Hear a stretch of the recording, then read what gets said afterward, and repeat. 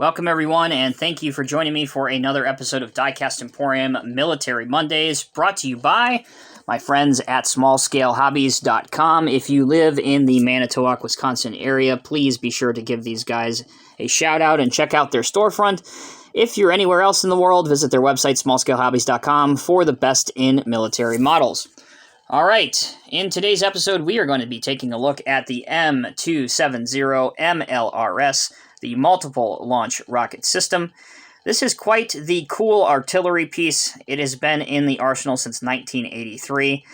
It was designed by the Vought Corporation and produced between 1980 and 2003. It is manufactured by several contracted companies, including Lockheed Martin. This behemoth weighs 55,000 pounds and has a crew of 3 people. It is powered by 500 horsepower Cummins diesel engine. It has a max speed of 40 miles per hour. At least in the U.S. military, it has been used in the 1991 Gulf War, Afghanistan, and Iraq.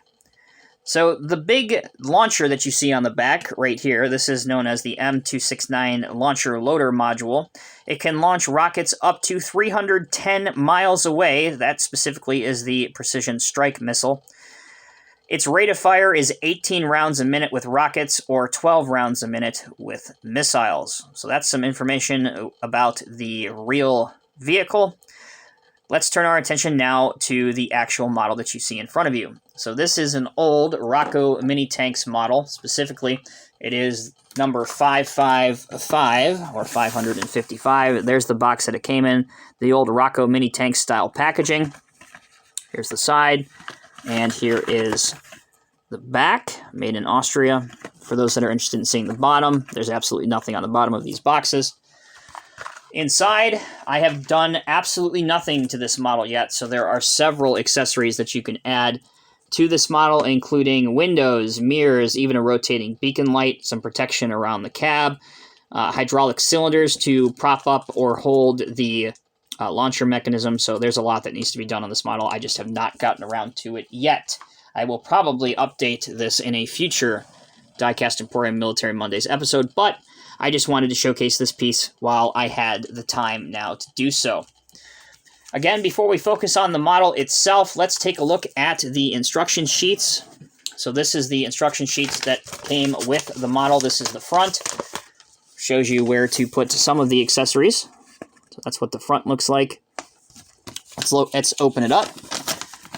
Again, not too terribly extensive in terms of the assembly process. All of these are optional accessories. There's the rotating beacon light that I like. Here we go. You can cover up the back if you want. There's the cylinders if you want to prop up the launcher itself. And last but certainly not least, this is what I was talking about with covering up the back of the rocket launcher. There you go. You can put these parts on. That's the entire instructions. For the last time, let's return our attention to the actual MLRS. So what I really like about this actual model is, one, it comes pretty much assembled, which is pretty much what you can say for most of the Roco MiniTanks kits, at least the older ones, the ones that are not, completely on a spruce, you got to paint and assemble them. But this actually has a lot of casted-in detail. You can see the lights that you can bring out detail with. All the track pads have details on them. Each of the bogey wheels, the idlers, all of those have details on it. You can see the rockets on the back, or at least the back part of the rockets. If we open this up, you can see that this thing will actually rotate. So you can rotate this wherever you want to. You can see that it can fire. There's 6 on this side and 6 on this side, so 12 at once before you would have to reload. That goes back down and sits very nicely. Bottom is pretty plain other than MLRS and the Roco Austria logo. But overall, I think this is a pretty nice looking model. I would definitely recommend it for anyone that is interested in modern era artillery or modern era U.S. military vehicles for sure. Definitely Army Marine vehicles. It is not too expensive to chase one of these down. You can probably find them for under $30 now, which I know is a lot of money for a Roco MiniTanks kit, especially those of us that have been around for a while. But it would be very cool to set up a small artillery diorama, have one of these around, maybe have a M270 command vehicle around, and then maybe a HEMTT around for the ammunition. So you can have 3 vehicles set up, have a small artillery diorama set up, and it would look quite good.